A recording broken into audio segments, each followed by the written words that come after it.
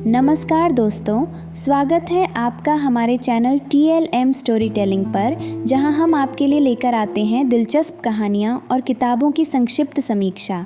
आज हम जिस कहानी की बात करेंगे वह है काली शलवार, जो लिखी है मशहूर लेखक सादत हसन मंटो द्वारा।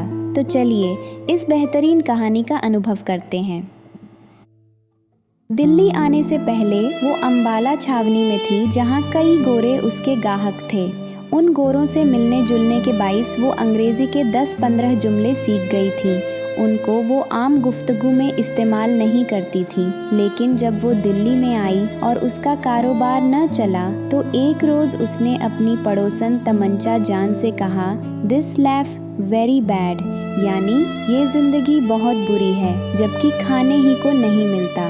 अम्बाला छावनी में उसका धंधा बहुत अच्छी तरह चलता था। छावनी के गोरे शराब पीकर उसके पास आ जाते थे और वो 3-4 घंटों ही में 8-10 गोरों को निमटा कर 20-30 रुपए पैदा कर लिया करती थी। ये गोरे उसके हमवतनों के मुकाबले में बहुत अच्छे थे। इसमें कोई शक नहीं कि वो ऐसी जबान बोलते थे जिसका मतलब सुल्ताना की समझ में नहीं आता था, मगर उनकी जबान से ये लाइल्मी उसके हक में बहुत अच्छी साबित होती थी। अगर वो उससे कुछ रियायत चाहते तो वो सर हिलाकर कह दिया करती थी, साहिब हमारी समझ में तुम्हारी बात नहीं आता। और अगर वो उससे ज़रूरत से ज़्यादा छेड़छाड़ करते तो वो उनको अपनी ज़बान में गालियाँ देना शुरू कर देती थी। वो हैरत में उसके मुंह की तरफ देखते तो वो उनसे कहती, साहिब तुम एकदम उल्लू का पट्ठा है, हरामज़ादा है, समझा। ये कहते वक्त वो अपने लहजे में सख्ती पैदा न करती, बल्कि बड़े प्यार के साथ उनसे बातें करती। ये गोरे हंस देते और हंसते वक्त वो सुल्ताना को बिल्कुल उल्लू के पट्ठे दिखाई देते। मगर यहाँ दिल्ली में वो जब से आई थी, एक गोरा भी उसके यहाँ नहीं आया था। 3 महीने उसको हिंदुस्तान के इस शहर में रहते हो गए थे, जहाँ उसने सुना था कि बड़े लॉट साहब रहते हैं जो गर्मियों में शिमले चले जाते हैं। मगर सिर्फ 6 आदमी उसके पास आए थे, सिर्फ 6, यानी महीने में 2, और उन 6 ग्राहकों से उसने खुदा झूठ न बुलवाए तो 18.5 रुपये वसूल किए थे। 3 रुपये से ज़्यादा पर कोई मानता ही नहीं था।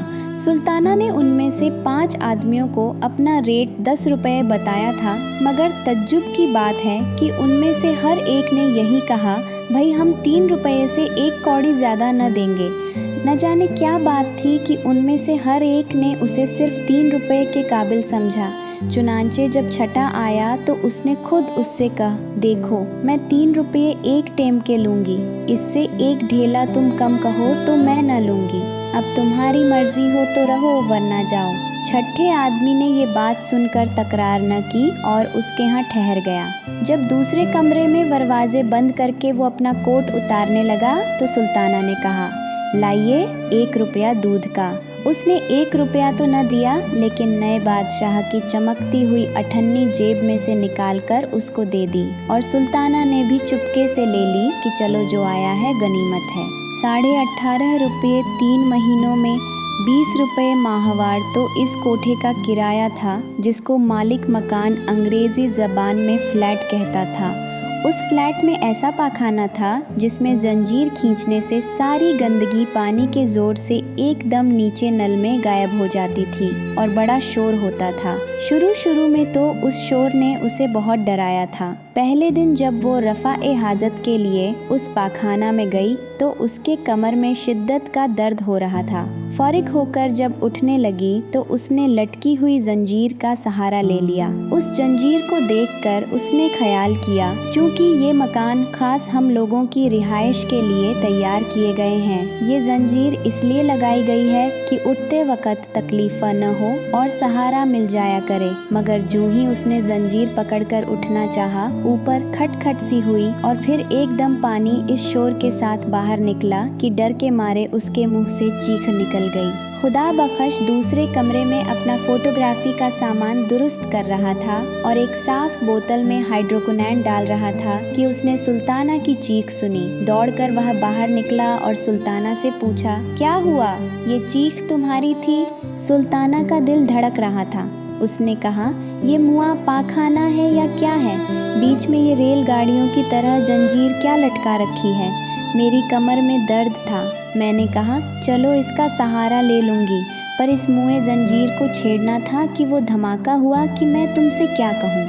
इस पर खुदा बख्श बहुत हंसा था और उसने सुल्ताना को इस पैखाने की बाबत सब कुछ बता दिया था कि ये नए फैशन का है जिसमें जंजीर हिलाने से सब गंदगी नीचे ज़मीन में धंस जाती है। खुदा बख्श और सुल्ताना का आपस में कैसे संबंध हुआ, ये एक लंबी कहानी है। खुदा बख्श रावलपिंडी का था। एंट्रेंस पास करने के बाद उसने लारी चलाना सीखा। चुनांचे 4 बरस तक वो रावलपिंडी और कश्मीर के दरमियान लारी चलाने का काम करता रहा। इसके बाद कश्मीर में उसकी दोस्ती एक औरत से हो गई। उसको भगाकर वो लाहौर ले आया। लाहौर में चूंकि उसको कोई काम न मिला, इसलिए उसने औरत को पेशे बिठा दिया। 2-3 बरस तक ये सिलसिला जारी रहा और वो औरत किसी और के साथ भाग गई। खुदा बख्श को मालूम हुआ कि वो अम्बाला में है। वो उसकी तलाश में अम्बाला आया, जहाँ उसको सुल्ताना मिल गई। सुल्ताना ने उसको पसंद किया, चुनांचे दोनों का संबंध हो गया। खुदा बख्श के आने से एकदम सुल्ताना का कारोबार चमक उठा। औरत चूंकि जईफ उल एतिकाद थी, इसलिए उसने समझा कि खुदा बख्श बड़ा भागवान है जिसके आने से इतनी तरक्की हो गई। चुनांचे इस खुश एतिकादी ने खुदा बख्श की वक़्त उसकी नज़रों में और भी बढ़ा दी।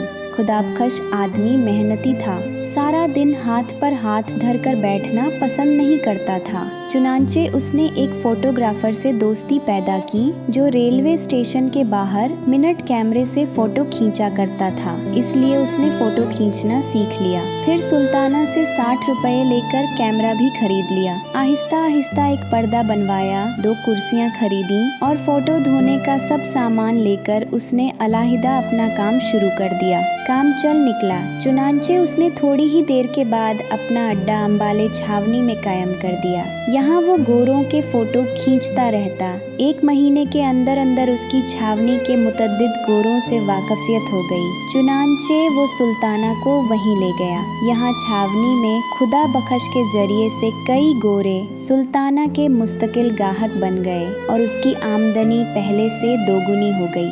सुल्ताना ने कानों के लिए बूंदे खरीदे, 5.5 तोले की 8 कनगनियाँ भी बनवा ली, 10-15 अच्छी साड़ियाँ भी जमा कर ली। घर में फर्नीचर वगैरह भी आ गया। किस्सा मुख्तसर ये कि अम्बाला छावनी में वो बड़ी खुशहाल थी, मगर एकाएक ही न जाने खुदा बख्श के दिल में क्या समाई कि उसने दिल्ली जाने की ठान ली।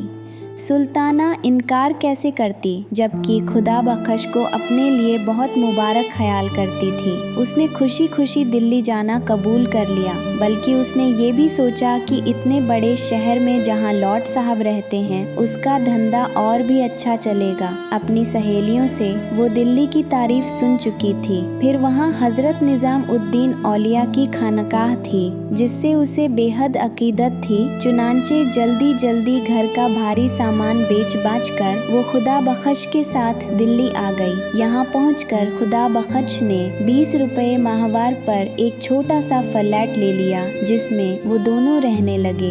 एक ही किस्म के नए मकानों की लंबी सी कतार सड़क के साथ साथ चली गई थी। म्यूनिसिपल कमेटी ने शहर का ये हिस्सा खास कस्बियों के लिए मुकर्रर कर दिया था ताकि वो शहर में जगह जगह अपने अड्डे न बनाएं। नीचे दुकानें थीं और ऊपर 2 मंजिला रिहायशी फ्लैट। चूँकि सब इमारतें एक ही डिज़ाइन की थीं, इसलिए शुरू में सुल्ताना को अपना फ्लैट तलाश करने में बहुत दिक्कत महसूस हुई थी। पर जब नीचे लॉन्ड्री वाले ने अपना बोर्ड घर की पेशानी पर लगा दिया तो उसको एक पक्की निशानी मिल गई। यहाँ मैले कपड़ों की धुलाई की जाती है। ये बोर्ड पढ़ते ही वो अपना फ्लैट तलाश कर लिया करती थी। इसी तरह उसने और बहुत सी निशानियां कायम कर ली थीं। मसलन बड़े बड़े हरूफ में जहां कोयलों की दुकान लिखा था, वहां उसकी सहेली हीराबाई रहती थी, जो कभी कभी रेडियो घर में गाने जाया करती थी। जहां शरीफा के खाने का आला इंतजाम है लिखा था, वहां उसकी दूसरी सहेली मुख्तार रहती थी। निवाड़ के कारखाना के ऊपर अनवरी रहती थी, जो उसी कारखाना के सेठ के पास मुलाजिम थी। चूँकि सेठ साहब को रात के वक्त अपने कारखाने की देखभाल करना होती थी, इसलिए वो अनवरी के पास ही रहते थे।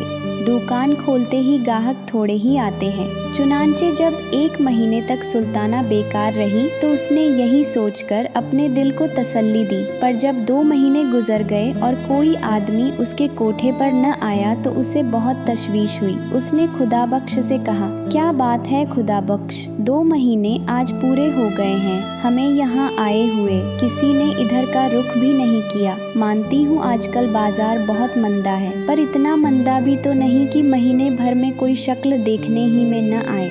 खुदा बख्श को भी ये बात बहुत अरसा से खटक रही थी, मगर वो खामोश था। पर जब सुल्ताना ने खुद बात छेड़ी तो उसने कहा, मैं कई दिनों से इसकी बाबत सोच रहा हूँ। एक बात समझ में आती है, वो ये कि जंग की वजह से लोग बाग दूसरे धंधों में पड़कर इधर का रास्ता भूल गए हैं, या फिर ये हो सकता है कि वो इसके आगे कुछ कहने ही वाला था कि सीढ़ियों पर किसी के चढ़ने की आवाज़ आई। खुदा बख्श और सुल्ताना दोनों इस आवाज़ की तरफ मुतवज्जा हुए। थोड़ी देर के बाद दस्तक हुई। खुदा बख्श ने लपक कर दरवाज़ा खोला। एक आदमी अंदर दाखिल हुआ। ये पहला गाहक था जिससे 3 रुपये में सौदा तय हुआ। इसके बाद 5 और आए, यानी 3 महीने में 6, जिनसे सुल्ताना ने सिर्फ 18.5 रुपये वसूल किए। 20 रुपये माहवार तो फ्लैट के किराए में चले जाते थे। पानी का टैक्स और बिजली का बिल जुदा था। इसके अलावा घर के दूसरे खर्च थे। खाना पीना, कपड़े लत्ते, दवा दारू और आमदन कुछ भी नहीं थी। 18.5 रुपये 3 महीने में आए तो उसे आमदन तो नहीं कह सकते। सुल्ताना परेशान हो गई। 5.5 तोले की 8 कनगनियाँ जो उसने अंबाले में बनवाई थीं, आहिस्ता आहिस्ता बिक गईं। आखिरी कनगनी की जब बारी आई तो उसने खुदा बख्श से कहा, तुम मेरी सुनो और चलो वापस अंबाले में। यहाँ क्या धरा है, भई होगा, पर हमें तो ये शहर रास नहीं आया। तुम्हारा काम भी वहाँ खूब चलता था, चलो वहीं चलते हैं। जो नुकसान हुआ है उसको अपना सर सदका समझो। इस कनगनी को बेच कर आओ, मैं असबाब वगैरह बांध कर तैयार रखती हूँ। आज रात की गाड़ी से यहाँ से चल देंगे। खुदा बख्श ने कनगनी सुल्ताना के हाथ से ले ली और कहा, नहीं जान एमन, अंबाला अब नहीं जाएंगे, यहीं दिल्ली में रहकर कमाएंगे। ये तुम्हारी चूड़ियाँ सब की सब यहीं वापस आएंगी। अल्लाह पर भरोसा रखो, वो बड़ा कारसाज है, यहाँ भी वो कोई न कोई असबाब बना ही देगा। सुल्ताना चुप हो रही। चुनांचे आखिरी कनगनी हाथ से उतर गई। बचे हाथ देखकर उसको बहुत दुख होता था, पर क्या करती, पेट भी तो आखिर किसी हीले से भरना था। जब 5 महीने गुजर गए और आमदन खर्च के मुकाबले में चौथाई से भी कुछ कम रही तो सुल्ताना की परेशानी और ज़्यादा बढ़ गई। खुदा बख्श भी सारा दिन अब घर से गायब रहने लगा था। सुल्ताना को इसका भी दुख था। इसमें कोई शक नहीं कि पड़ोस में उसकी 2-3 मिलने वालियाँ मौजूद थीं जिनके साथ वो अपना वक्त काट सकती थी, पर हर रोज़ उनके यहाँ जाना और घंटों बैठे रहना उसको बहुत बुरा लगता था। चुनांचे आहिस्ता आहिस्ता उसने उन सहेलियों से मिलना जुलना बिल्कुल तर्क कर दिया। सारा दिन वो अपने सुनसान मकान में बैठी रहती, कभी छालियाँ काटती रहती, कभी अपने पुराने और फटे हुए कपड़ों को सीती रहती और कभी बाहर बालकोनी में आकर जंगले के साथ खड़ी हो जाती और सामने रेलवे शेड में साकित और मुतहर्रिक इंजनों की तरफ घंटों बेमतलब देखती रहती। सड़क की दूसरी तरफ माल गोदाम था जो इस कोने से उस कोने तक फैला हुआ था। दाहिने हाथ को लोहे की छत के नीचे बड़ी बड़ी गांठें पड़ी रहती थीं और हर किस्म के माल असबाब के ढेर से लगे रहते थे। बाएं हाथ को खुला मैदान था जिसमें बेशुमार रेल की पटड़ियां बिछी हुई थीं। धूप में लोहे की ये पटड़ियां चमकती तो सुल्ताना अपने हाथों की तरफ देखती जिन पर नीली नीली रगें बिल्कुल इन पटड़ियों की तरह उभरी रहती थीं। इस लंबे और खुले मैदान में हर वक्त इंजन और गाड़ियां चलती रहती थीं, कभी इधर कभी उधर। उन इंजनों और गाड़ियों की छक छक फक फक सदा गूंजती रहती थी। सुबह सवेरे जब वो उठकर बालकोनी में आती तो एक अजीब सामान नजर आता। धुंधलके में इंजनों के मुंह से गाढ़ा गाढ़ा धुआं निकलता था और गदले आसमान की जानिब मोटे और भारी आदमियों की तरह उठता दिखाई देता था। भाप के बड़े बड़े बादल भी एक शोर के साथ पटड़ियों से उठते थे और आंख झपकने की देर में हवा के अंदर घुल मिल जाते थे। फिर कभी कभी जब वो गाड़ी के किसी डिब्बे को जिसे इंजन ने धक्का देकर छोड़ दिया हो अकेले पटड़ियों पर चलता देखती तो उसे अपना ख्याल आता। वो सोचती कि उसे भी किसी ने जिंदगी की पटड़ी पर धक्का देकर छोड़ दिया है और वो खुद अब खुद जा रही है। दूसरे लोग कांटे बदल रहे हैं और वो चली जा रही है न जाने कहाँ। फिर एक रोज ऐसा आएगा जब इस धक्के का जोर आहिस्ता आहिस्ता खत्म हो जाएगा और वो कहीं रुक जाएगी, किसी ऐसे मुकाम पर जो उसका देखा भाला न होगा। यूं तो वो बेमतलब घंटों रेल की इन टेढ़ी बांकी पटड़ियों और ठहरे और चलते हुए इंजनों की तरफ देखती रहती थी, पर तरह तरह के ख्याल उसके दिमाग में आते रहते थे। अंबाला छावनी में जब वो रहती थी तो स्टेशन के पास ही उसका मकान था, मगर वहाँ उसने कभी इन चीज़ों को ऐसी नज़रों से नहीं देखा था। अब तो कभी कभी उसके दिमाग में ये भी ख्याल आता कि ये जो सामने रेल की पटड़ियों का जाल सा बिछा है और जगह जगह से भाप और धुआं उठ रहा है, एक बहुत बड़ा चकला है। बहुत सी गाड़ियां हैं जिनको चंद मोटे मोटे इंजन इधर उधर धकेलते रहते हैं। सुल्ताना को तो बाज औकात ये इंजन सेठ मालूम होते हैं जो कभी कभी अंबाला में उसके यहाँ आया करते थे। फिर कभी कभी जब वो किसी इंजन को आहिस्ता आहिस्ता गाड़ियों की कतार के पास से गुजरता देखती तो उसे ऐसा महसूस होता कि कोई आदमी चकले के किसी बाजार में से ऊपर कोठों की तरफ देखता जा रहा है। सुल्ताना समझती थी कि ऐसी बातें सोचना दिमाग की खराबी का बाइस है। चुनांचे जब इस किस्म के ख्याल उसको आने लगे तो उसने बालकोनी में जाना छोड़ दिया। खुदा बख्श से उसने बारहा कहा, देखो मेरे हाल पर रहम करो, यहाँ घर में रहा करो, मैं सारा दिन यहाँ बीमारों की तरह पड़ी रहती हूँ। मगर उसने हर बार सुल्ताना से ये कहकर उसकी तशफ़ी कर दी, जाने मन मैं बाहर कुछ कमाने की फिक्र कर रहा हूँ, अल्लाह ने चाहा तो चंद दिनों ही में बेड़ा पार हो जाएगा।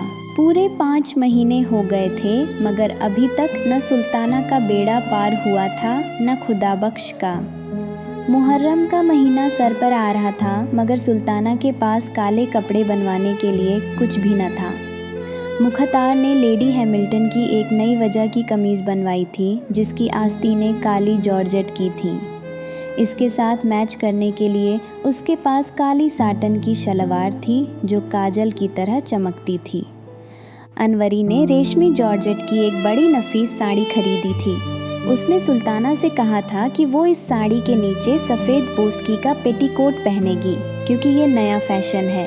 इस साड़ी के साथ पहनने को अनवरी काली मखमल का एक जूता लाई थी जो बड़ा नाजुक था। सुल्ताना ने जब ये तमाम चीज़ें देखीं तो उसको इस एहसास ने बहुत दुख दिया कि वो मुहर्रम मनाने के लिए ऐसा लिबास खरीदने की इस्तिताअत नहीं रखती। अनवरी और मुख्तार के पास ये लिबास देखकर जब वो घर आई तो उसका दिल बहुत मगमूम था। उसे ऐसा मालूम होता था कि थोड़ा सा उसके अंदर पैदा हो गया है। घर बिल्कुल खाली था, खुदा बख्श हस्ब ए मामूल बाहर था। देर तक वो दरी पर गांव तकिया सर के नीचे रखकर लेटी रही, पर जब उसकी गर्दन ऊंचाई के 22 अकड़ सी गई तो उठकर बाहर बालकोनी में चली गई ताकि गमअफ़जा ख्यालात को अपने दिमाग में से निकाल दे। सामने पटड़ियों पर गाड़ियों के डिब्बे खड़े थे पर इंजन कोई भी न था। शाम का वक्त था, छिड़काव हो चुका था, इसलिए गर्द ओ गुबार दब गया था। बाजार में ऐसे आदमी चलने शुरू हो गए थे जो ताक झांक करने के बाद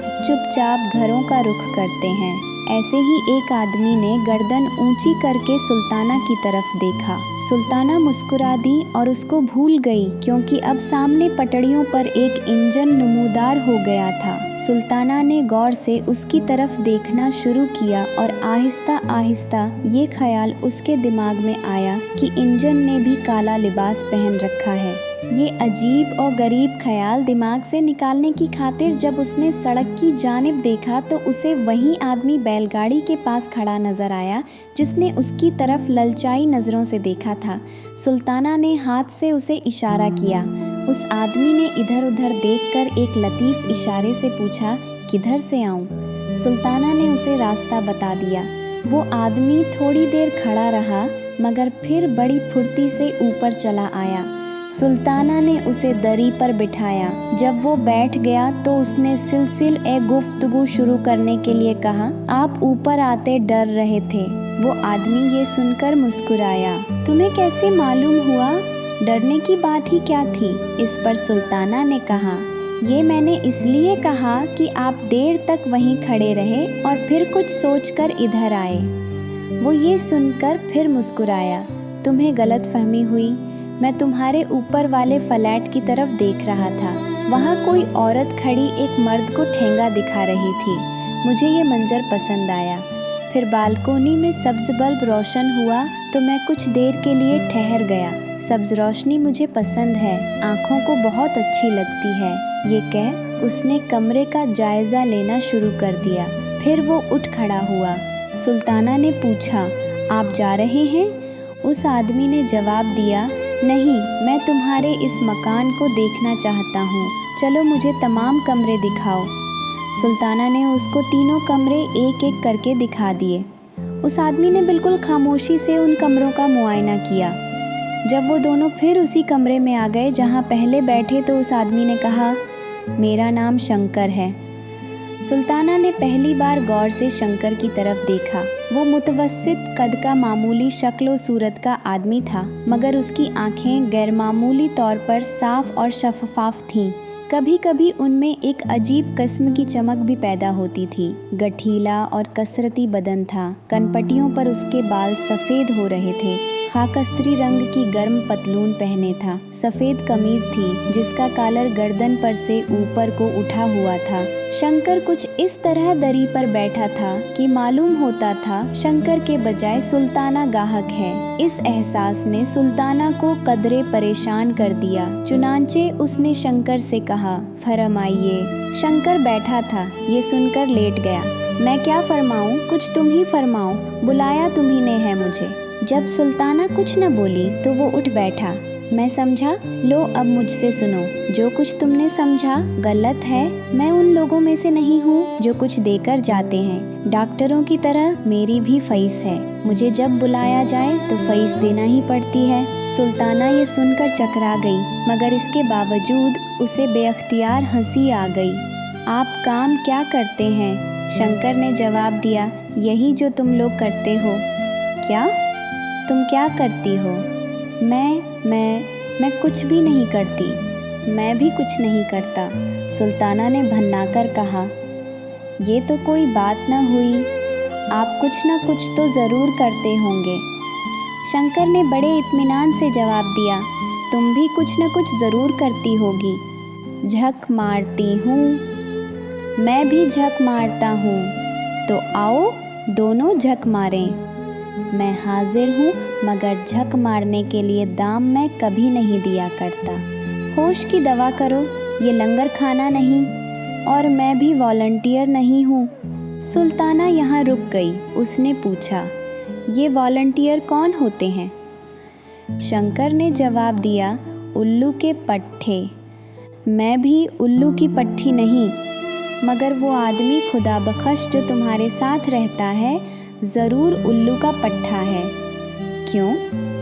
इसलिए कि वो कई दिनों से एक ऐसे खुदा रसीदा फ़कीर के पास अपनी किस्मत खुलवाने की खातिर जा रहा है जिसकी अपनी किस्मत जंग लगे ताले की तरह बंद है।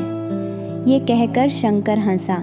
इस पर सुल्ताना ने कहा, तुम हिंदू हो इसीलिए हमारे इन बुज़ुर्गों का मजाका उड़ाते हो। शंकर मुस्कुराया। ऐसी जगहों पर हिंदू मुस्लिम सवाल पैदा नहीं हुआ करते। पंडित मौलवी और मिस्टर जिन्ना अगर यहाँ आएं तो वो भी शरीफ आदमी बन जाएं। जाने तुम क्या ऊँट पटांग बातें करते हो। बोलो रहोगे उसी शर्त पर जो पहले बता चुका हूँ। सुल्ताना उठ खड़ी हुई। तो जाओ रास्ता पकड़ो।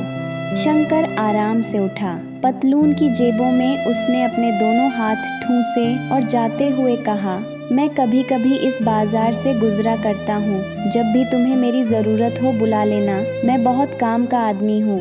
शंकर चला गया और सुल्ताना काले लिबास को भूलकर देर तक उसके मुतल्लिक सोचती रही। उस आदमी की बातों ने उसके दुख को बहुत हल्का कर दिया था। अगर वो अम्बाले में आया होता जहाँ की वो खुशहाल थी तो उसने किसी और ही रंग में उस आदमी को देखा होता और बहुत मुमकिन है कि उसे धक्के देकर बाहर निकाल दिया होता। मगर यहाँ चूंकि वो बहुत उदास रहती थी इसलिए शंकर की बातें उसे पसंद आईं। शाम को जब खुदा बख्श आया तो सुल्ताना ने उससे पूछा, तुम आज सारा दिन किधर गायब रहे हो? खुदा बख्श थक कर चूर चूर हो रहा था। कहने लगा, पुराने किला के पास से आ रहा हूँ। वहाँ एक बुजुर्ग कुछ दिनों से ठहरे हुए हैं। उन्हीं के पास हर रोज जाता हूँ कि हमारे दिन फिर जाएं। कुछ उन्होंने तुमसे कहा? नहीं, अभी वो मेहरबान नहीं हुए। पर सुल्ताना, मैं जो उनकी खिदमत कर रहा हूँ वो अकारत कभी नहीं जाएगी। अल्लाह का फजल शामिल हाल रहा तो ज़रूर वारे न्यारे हो जाएंगे। सुल्ताना के दिमाग में मुहर्रम मनाने का ख्याल समाया हुआ था। खुदा बख्श से रोनी आवाज़ में कहने लगी, सारा सारा दिन बाहर गायब रहते हो। मैं यहाँ पिंजरे में कैद रहती हूँ, न कहीं जा सकती हूँ न आ सकती हूँ। मुहर्रम सर पर आ गया है, कुछ तुमने इसकी भी फिक्र की कि मुझे काले कपड़े चाहिए? घर में फूटी कौड़ी तक नहीं, कनगनियाँ थीं सो वो एक एक करके बिक गईं। अब तुम ही बताओ क्या होगा? यूं फ़कीरों के पीछे कब तक मारे मारे फिरा करोगे? मुझे तो ऐसा दिखाई देता है कि यहाँ दिल्ली में खुदा ने भी हमसे मुंह मोड़ लिया है। मेरी सुनो तो अपना काम शुरू कर दो, कुछ तो सहारा हो ही जाएगा। खुदा बख्श दरी पर लेट गया और कहने लगा, पर ये काम शुरू करने के लिए भी तो थोड़ा बहुत सरमाया चाहिए। खुदा के लिए अब ऐसी दुख भरी बातें न करो, मुझसे अब बर्दाश्त नहीं हो सकती। मैंने सचमुच अम्बाला छोड़ने में सख्त गलती की, पर जो करता है अल्लाह ही करता है और हमारी बेहतरी ही के लिए करता है। क्या पता है कि कुछ देर और तकलीफ़ें बर्दाश्त करने के बाद हम। सुल्ताना ने बात काट कर कहा, तुम खुदा के लिए कुछ करो, चोरी करो या डाका मोरों पर मुझे एक शलवार का कपड़ा ज़रूर ला दो। मेरे पास सफ़ेद बोस्की की कमीज़ पड़ी है, उसको मैं काला रंगवा लूँगी।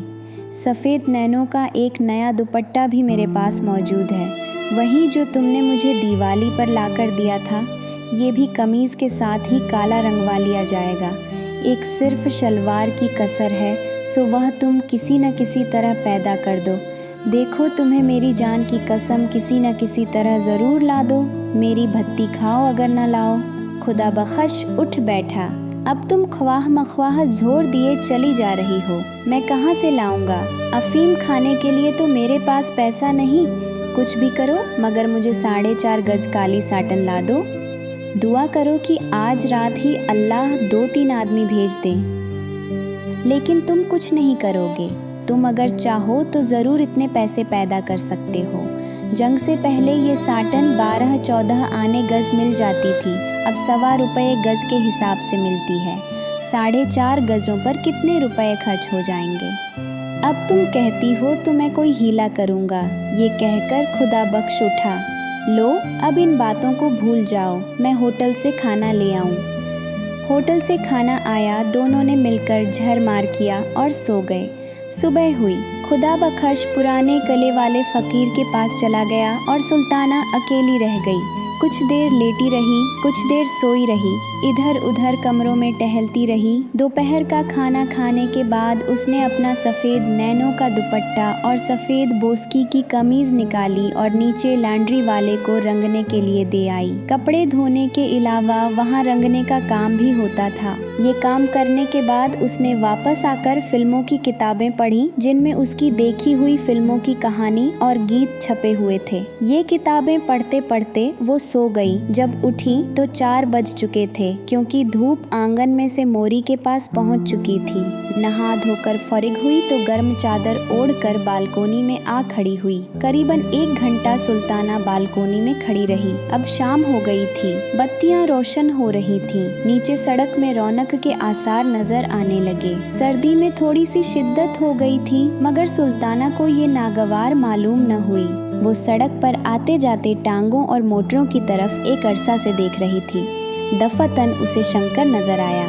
मकान के नीचे पहुंचकर उसने गर्दन ऊंची की और सुल्ताना की तरफ देखकर मुस्कुरा दिया। सुल्ताना ने गैर इरादी तौर पर हाथ का इशारा किया और उसे ऊपर बुला लिया। जब शंकर ऊपर आ गया तो सुल्ताना बहुत परेशान हुई कि उससे क्या कहे। दरअसल उसने ऐसे ही बिला सोचे समझे उसे इशारा कर दिया था। शंकर बेहद मुतमिन था, जैसे उसका अपना घर है। चुनांचे बड़ी बेतकल्लुफ़ी से पहले रोज़ की तरह वो गाँव तकिया सर के नीचे रख कर लेट गया। जब सुल्ताना ने देर तक उससे कोई बात न की तो उससे कहा, तुम मुझे 100 दफ़ा बुला सकती हो और 100 दफ़ा ही कह सकती हो कि चले जाओ। मैं ऐसी बातों पर कभी नाराज़ नहीं हुआ करता। सुल्ताना शशो पंज में गिरफ्तार हो गई। कहने लगी, नहीं बैठो, तुम्हें जाने को कौन कहता है। शंकर इस पर मुस्कुरा दिया, तो मेरी शर्तें तुम्हें मंजूर हैं। कैसी शर्तें? सुल्ताना ने हंसकर कहा, क्या निकाह कर रहे हो मुझसे? निकाह और शादी कैसी? न तुम उम्र भर में किसी से निकाह करोगी न मैं। ये रस्में हम लोगों के लिए नहीं। छोड़ो इन फजूलियात को, कोई काम की बात करो। बोलो क्या बात करूं? तुम औरत हो, कोई ऐसी बात शुरू करो जिससे 2 घड़ी दिल बहल जाए। इस दुनिया में सिर्फ दुकानदारी ही दुकानदारी नहीं और कुछ भी है। सुल्ताना ज़हनी तौर पर अब शंकर को कबूल कर चुकी थी। कहने लगी, साफ साफ कहो, तुम मुझसे क्या चाहते हो? जो दूसरे चाहते हैं। शंकर उठकर बैठ गया। तुम में और दूसरों में फिर फ़र्क ही क्या रहा? तुम में और मुझ में कोई फ़र्क नहीं। उनमें और मुझ में ज़मीन और आसमान का फ़र्क है। ऐसी बहुत सी बातें होती हैं जो पूछना नहीं चाहिए, खुद समझना चाहिए। सुल्ताना ने थोड़ी देर तक शंकर की इस बात को समझने की कोशिश की, फिर कहा, मैं समझ गई हूँ। तो कहो क्या इरादा है? तुम जीते मैं हारी, पर मैं कहती हूँ आज तक किसी ने ऐसी बात कबूल न की होगी। तुम गलत कहती हो। इसी मोहल्ले में तुम्हें ऐसी सादा लौह औरतें भी मिल जाएंगी जो कभी यकीन नहीं करेंगी कि औरत ऐसी जिल्लत कबूल कर सकती है जो तुम बगैर किसी एहसास के कबूल करती रही हो। लेकिन उनके न यकीन करने के बावजूद तुम हज़ारों की तादाद में मौजूद हो। तुम्हारा नाम सुल्ताना है ना? सुल्ताना ही है। शंकर उठ खड़ा हुआ और हंसने लगा। मेरा नाम शंकर है। ये नाम भी अजब ऊटपटांग होते हैं। चलो आओ अंदर चलें। शंकर और सुल्ताना दरी वाले कमरे में वापस आए तो दोनों हंस रहे थे, न जाने किस बात पर। जब शंकर जाने लगा तो सुल्ताना ने कहा, शंकर मेरी एक बात मानोगे? शंकर ने जवाबन कहा, पहले बात बताओ। सुल्ताना कुछ झेंप सी गई। तुम कहोगे कि मैं दाम वसूल करना चाहती हूँ, मगर कहो कहो, रुक क्यों गई हो? सुल्ताना ने जुर्रत से काम लेकर कहा, बात यह है कि मुहर्रम आ रहा है और मेरे पास इतने पैसे नहीं कि मैं काली शलवार बनवा सकूं। यहाँ के सारे दुखड़े तो तुम मुझसे सुन ही चुके हो। कमीज और दुपट्टा मेरे पास मौजूद था जो मैंने आज रंगवाने के लिए दे दिया है। शंकर ने ये सुनकर कहा, तुम चाहती हो कि मैं तुम्हें कुछ रुपए दे दूं जो तुम ये काली शलवार बनवा सको? सुल्ताना ने फ़ौरन ही कहा, नहीं, मेरा मतलब ये है कि अगर हो सके तो तुम मुझे एक काली शलवार बनवा दो। शंकर मुस्कुराया, मेरी जेब में तो इत्तेफाक ही से कभी कुछ होता है। बहरहाल मैं कोशिश करूँगा। मुहर्रम की पहली तारीख को तुम्हें ये शलवार मिल जाएगी। ले बस, अब खुश हो गई। सुल्ताना के बुंदों की तरफ देखकर शंकर ने पूछा, क्या ये बूंदे तुम मुझे दे सकती हो? सुल्ताना ने हंसकर कहा, तुम इन्हें क्या करोगे?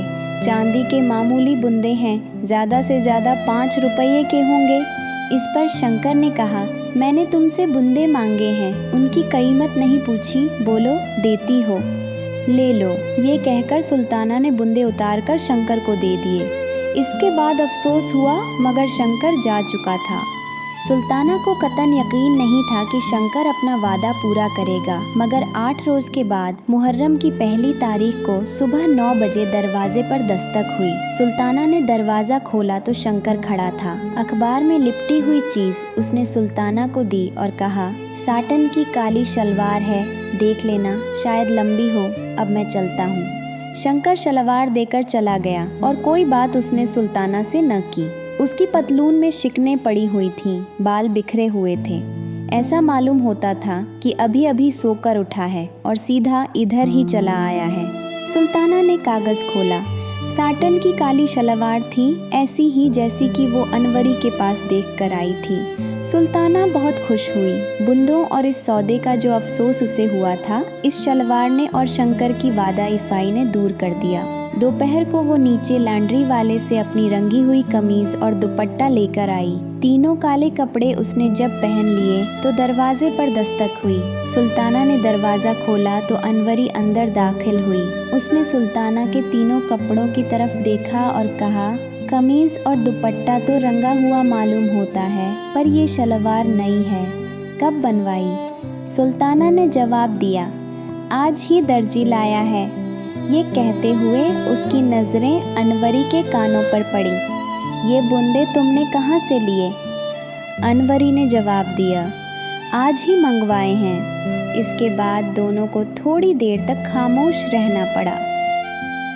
उम्मीद है कि आपको काली शलवार की यह कहानी पसंद आई होगी। अगर आपको हमारी कहानी और किताबों की समीक्षा पसंद आती है तो चैनल को सब्सक्राइब ज़रूर करें और अपनी राय हमें कमेंट सेक्शन में बताएं।